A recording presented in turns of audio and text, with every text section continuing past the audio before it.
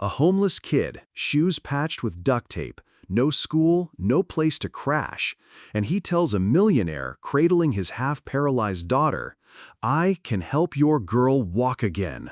The guy laughs, then walks away. But a week later, his daughter lifts her foot. And 9 weeks after that, she stands up, in front of a whole park full of people. How does a kid with nothing in his hands do what doctors, medicine, and prayers couldn't? The answer isn't magic. It's patience, heart, and a memory the boy carries from his late mother. This is the story of Malik Rivers, a kid the world seemed to forget, who ended up lifting an entire community to its feet. If you've ever thought you're too small to make a difference, stick around. It was a chilly morning in Atlanta, not freezing your bones cold, but the kind that slips under your sleeves, nibbles at your fingertips, and shows up in every misty breath. People hurried in and out of the Children's Healthcare Center on Peachtree, clutching coffee cups, eyes forward, feet moving fast, like if they didn't stop, their fears wouldn't catch up. But one person wasn't in a rush. He didn't even budge. Malik Rivers, 9 years old, sat cross-legged on a flattened piece of cardboard by the hospital's revolving door. His oversized jacket hung past his knees, and his torn sneakers, patched with silver duct tape, were barely holding together. No sign begging for money, no plastic cup on the ground, no words asking for a thing, just a small kid with an old sketchbook and a worn-down pencil. Every now and then he looked up, not for pity, but to watch. He'd been there every Saturday for months. At first, hospital staff shooed him away. Security yelled, nurses asked questions, then they stopped. Because Malik didn't make trouble, didn't beg, didn't cry, didn't argue. He just showed up, quietly, stubbornly. But nobody really saw him, because we're used to gliding past things that make us feel guilty. A kid sitting still on the sidewalk, not begging, not speaking, gets labeled quick. Probably waiting for family. Maybe his mom's inside getting treatment. He's probably fine. But no, he wasn't fine. And deep down, we know it. It's just easier to pretend we don't. Malik wasn't unique. He's one of over 1.2 million homeless kids in the U.S., per 2023 NCFH stats. Some cram into shelters, some sleep on city buses, some drift from one park to the next subway station. We picture homeless folks as dirty, rough, or hooked on something. Malik was the opposite. Clean, polite, silent. And that's exactly why people overlooked him. Because in our heads, a kid who doesn't beg for cash is probably fine. That's a dangerous mistake. Silence doesn't mean safety. Sitting still doesn't mean peace. Sometimes a kid's loudest scream is the way they don't say a word, because speaking up doesn't get heard anyway. And so Malik just sat there, drawing, watching, not pushing in, not walking away. Until one day, he looked up, saw a man carrying a little girl wrapped in a pink blanket, and said 12 words that changed their whole world. "Sir, I can help your daughter walk again."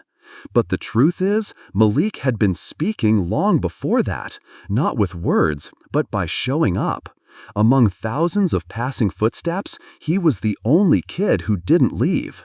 And sometimes, just sticking around is the loudest voice a kid can have. A shiny black SUV parked tight against the curb outside the hospital. The engine hummed, but the guy inside didn't seem ready to move. David Halbrook, 46, CEO of a medical tech company, sat frozen behind the wheel. Streetlights glinted off the windshield, casting blurry streaks like fog. He had money, status, a team of top doctors waiting inside. But that morning, he felt like he had nothing. In the back seat, Lena, his 6-year-old daughter, lay quiet in her car seat. She used to be the kid who danced around the house. Now she just stared out the window, her eyes dull. David got out, opened the back door, and lifted Lena like she was fragile glass that might shatter if he slipped.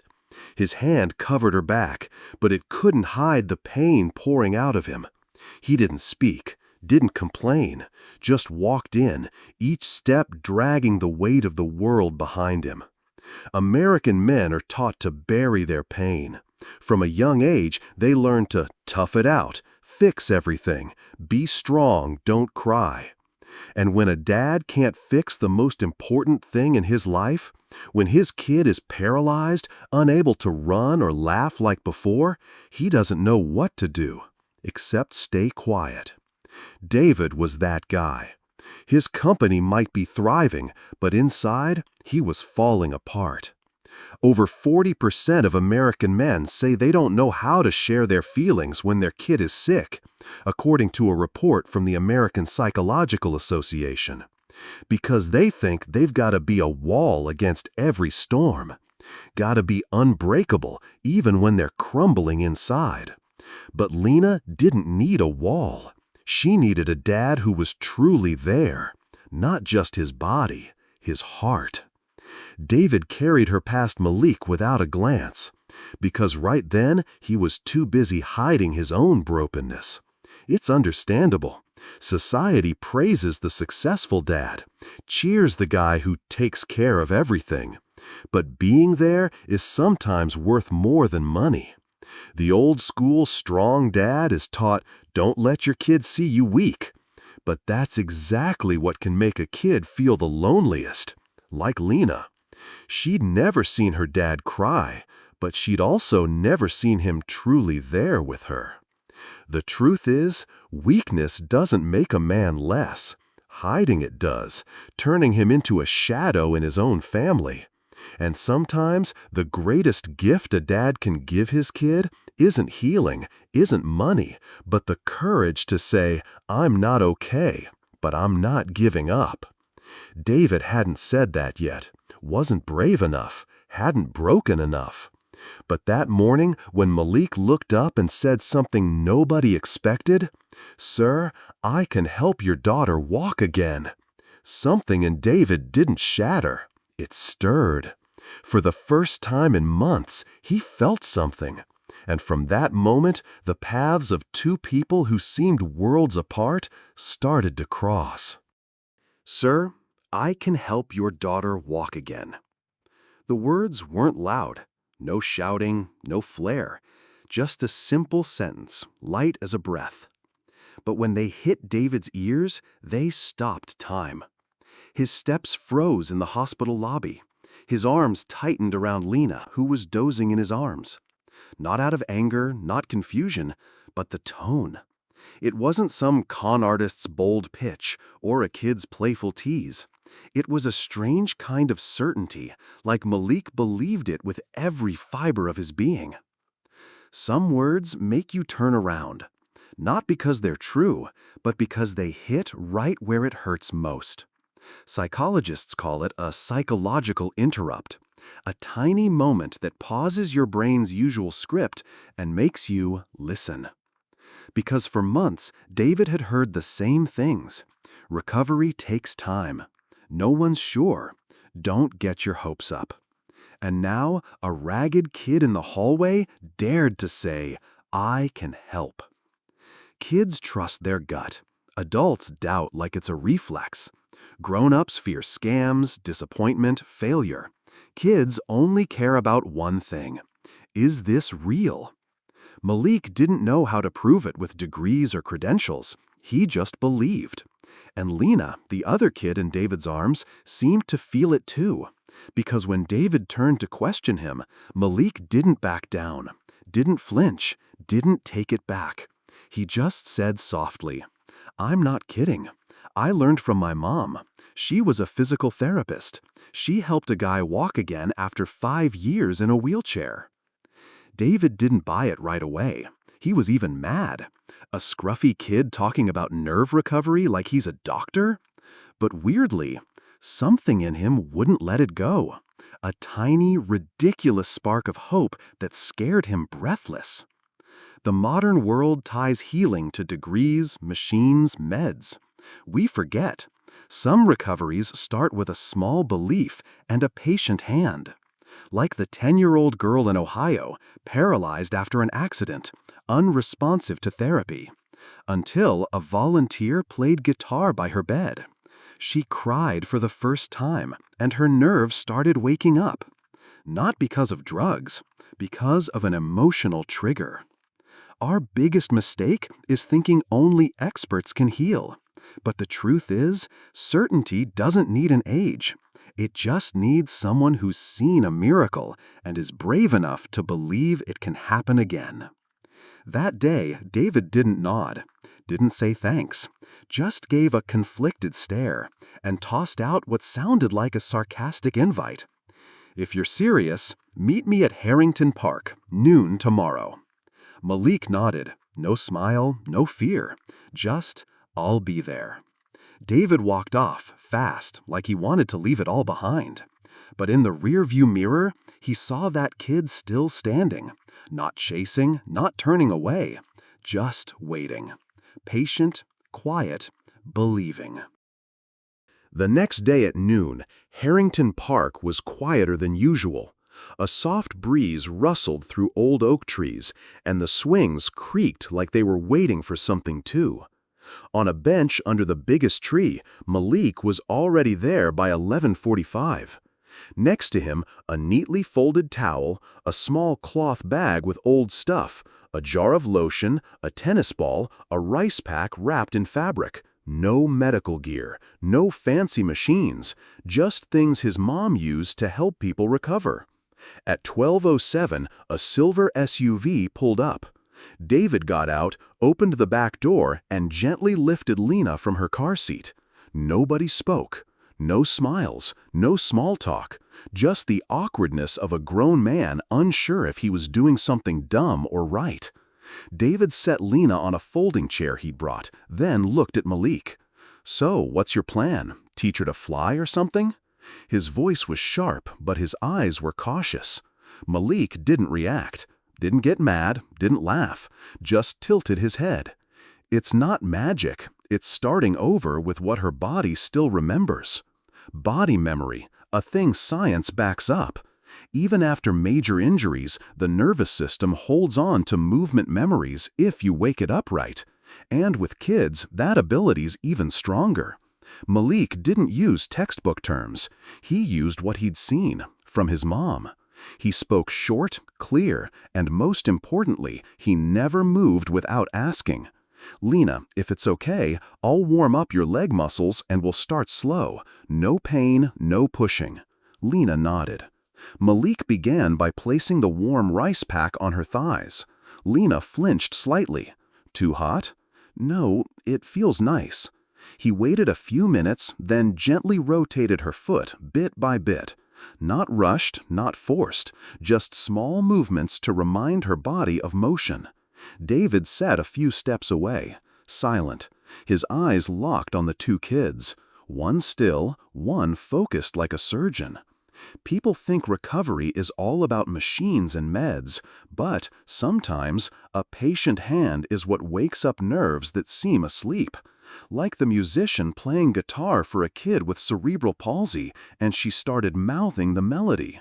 Or a therapy dog calming a PTSD vet. It's human therapy, something you can't buy or teach in books. Malik was doing exactly that. After 30 minutes, he tapped Lena's knee lightly. "Feel anything?" Lena frowned. "Kinda tingly, like something's touching it." David let out a soft breath. A feeling he couldn't name flashed across his face. Not hope, but fear of hoping. A common mistake parents make, thinking if there's no big progress, there's nothing at all. But Malik was different. He kept going, never discouraged. Your body remembers, just remind it enough and it'll speak up. After that first session, David stepped over, reached into his jacket and pulled out a $50 bill. Malik stepped back. "I'm not doing this for money." David blinked, surprised. "Then why?" Malik pointed at Lena, who was watching sunlight filter through the trees and smiling faintly. Some sessions aren't measured by inches moved. They're measured by a smile, a soft breath, a nod. And that was the first time in months David saw Lena truly there, not as a patient, but as a kid who felt seen, connected. That day ended quietly. David just nodded as he lifted Lena into the car, but in the rearview mirror, he saw Malik carefully packing up, like he'd be back next week. David didn't know why, but he hoped he would. Week 2, Malik showed up early again. He folded the towel, warmed the rice pack in the sun, and waited under the familiar tree. Lena arrived with a faint smile. Not a big one, but a look of anticipation. Something small was building inside her, not a miracle, but a habit of hope. The session was quiet. No one pushed too hard, no one demanded results. Malik just said, "We're not training you to walk, we're training your legs to remember how to respond." He guided Lena to press her heel lightly into the ground. It didn't work, but she said, "I feel a little pressure." David stood back, arms crossed, not cold anymore, just keeping warm. His eyes had changed. No longer judging Malik, but starting to learn from him. The best recovery sometimes happens outside hospitals, where kids feel safe. Like an autistic girl learning to speak while playing with her dog. A Parkinson's patient moving better through dance. Malik was doing the same, creating a space where no pressure was the strongest spark. David sat beside Lena, for the first time taking the elastic band Malik handed him and asking, "Am I doing this right?" Malik grinned. "Close enough, just don't pull too hard, only make her feel it." They kept going. This time, Lena asked more. "Do you go to school?" "I used to." "What about now?" Taking a break to figure things out. David looked at Malik longer. The 9-year-old talked like he was 30. There was no giving up in him, just a maturity shaped by loss too soon. By the end, as Lena practiced bending her knee with the band, Malik asked, "Want to try one more time?" Lena nodded. This time, her knee lifted an inch off the towel. David said nothing, just touched her shoulder lightly. The mistake people make, thinking you only celebrate when someone walks again. But Malik taught them otherwise. Every bit of progress matters. 1 inch today is the foundation for a step tomorrow. The week ended with a small picnic in the park. David brought 2 sandwiches, handed one to Malik. No thank you, no praise. Just sharing like family. Week 4. A light rain fell. Not cold, but it made the air damp and heavy. Malik still came, on time, with his gear, with his faint smile. But this time, the SUV stayed parked longer. When the door opened, David stepped out first, one hand on the car door, his face weighed down. He lifted Lena out. She didn't look at anyone, didn't say hi, didn't smile like usual. Her lips were tight, eyes red. "Lena's not up for it today," David said quickly, like he wanted to wrap things up. Malik stepped closer, soft-voiced. "You okay, Lena?" She crossed her arms, biting out each word. "I tried this morning. Nothing moved. Same as always. I'm done." Silence. "I don't want to try anymore. I'm tired. It's a waste. I hate my legs." Malik got it. He'd seen his mom hold patients who cried when they quit therapy, seen veterans refuse rehab because they lost faith. "I hated everything too, Lena. When my mom died, I hated the rain, 'cause it made the dirt on her grave sink faster." David turned away, couldn't hide it, a tear fell. Kids aren't afraid of pain, they're afraid of hoping and failing. And adults forget. Hating a body that won't listen feels incredibly lonely. Malik sat on the ground, eye level with her.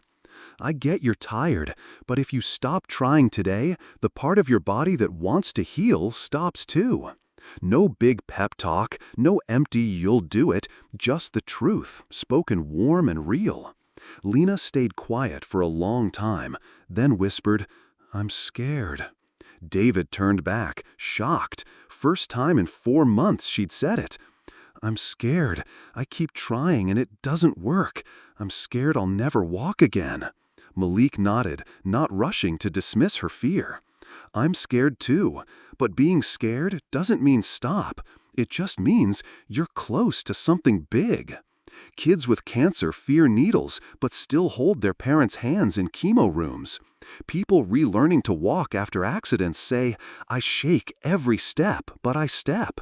Courage isn't fearlessness, it's being scared and doing it anyway. David squeezed her shoulder. A lot of parents think not talking about fear keeps kids strong, but that silence makes kids feel weak when fear is totally normal. Lena looked at Malik, tears still on her cheeks, then said softly, "Okay, let's do a little." Malik nodded. "No need to do much. Just don't give up. That's enough." That session moved slowly. No big breakthroughs, but something new started again. Commitment. Recovery doesn't move in a straight line. It's like climbing a hill in fog. You can't see the top, but every step gets you closer. Week 5. The sun came back. On the park's grass, Malik was helping Lena fold the towel. The warm rice pack sat on her lap, movements now a familiar ritual. David brought a folding chair. He didn't stand back anymore. He sat beside his daughter, ready to join in. "What can I do, Malik?" That question was a turning point. A busy dad, once in crisp dress shirts, now sat on the grass, looping an elastic band, asking a 9-year-old how to help his kid move her legs. "Hold these ends," Malik said, handing David a stretchy band. "She'll try lifting her knee. We keep her balanced together." David followed. His hands shook slightly, not from fear, but because for the first time he wasn't just watching healing. He was part of it. Lena focused, brow furrowed. Her knee lifted a tiny bit. Not much, but enough for David to gasp, eyes wide. "You did it!" "Just a little," Lena mumbled. "That little is everything," David said. "From bystander to teammate. From treatment to healing together." Many parents think they can only help their kid with money, top doctors, or fancy programs. But sometimes what a kid needs is a pair of hands ready to work and eyes that don't give up. Lena moved her leg again. David held the band steady, no wobbling this time. Malik didn't say much, just smiled faintly. "You're doing great." Sunlight spilled through the leaves. The air wasn't heavy anymore. All that was left was 3 people, each helping a pair of weak legs remember their job. The session ended with their first real laugh. David pulled Lena close, asking, "Back next week?" "Yeah," Lena said, looking at Malik. "I'm not quitting anymore." This time, no one said more. No need, because all 3 knew something had changed. Not just in Lena's body, but in the heart of a dad who'd been closed off. Sometimes the biggest healing isn't in muscles, it's in faith restored. That week there was no miracle, but there was a dad who learned to hold a band, and a girl who knew she wasn't trying alone. The next week, the park wasn't so empty. Malik had just spread out his towel when he heard wheels rolling. Not Lena's chair, another one. A 7-year-old boy, left leg in a cast, pushed by his mom. Behind them, a girl leaning on a walker, her hair in 2 braids. David looked around, frowning slightly. Where'd everyone come from? The mom smiled faintly. "The hospital. A nurse told us about your daughter, so we came to try." Malik wasn't surprised. He just spread the towel wider and organized his bag. "We can take turns. Who needs help first?" No spotlight, no sign, just a 9-year-old kid and a simple offer. "All right, let's get started." Malik showed each parent how to warm the rice pack, rotate a foot gently, use the band with the right tension. He didn't talk much, but every move was precise, like he'd done it his whole life. Lena sat nearby, watching, eyes sparkling.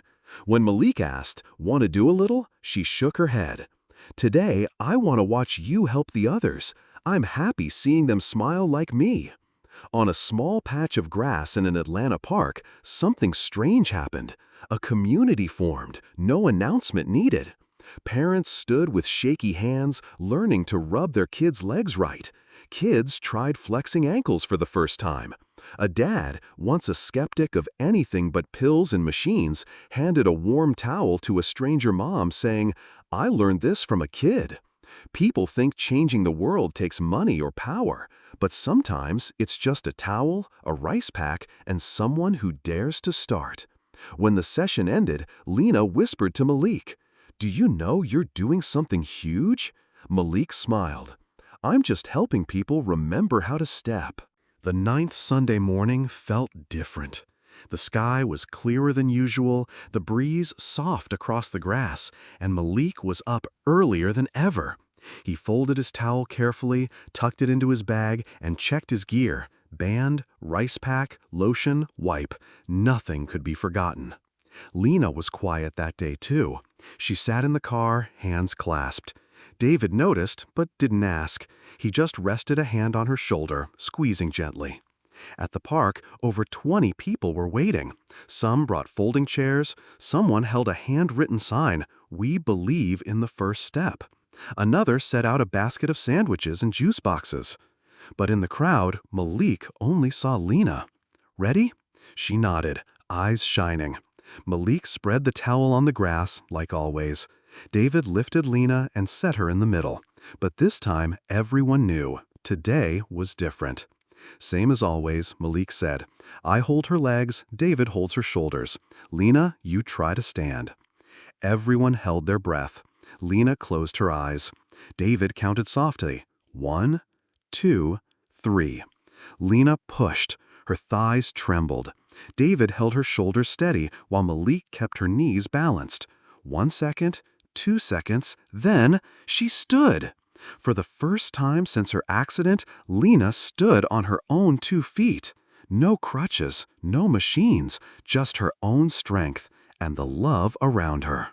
The crowd erupted. A few kids ran up yelling, "She did it!"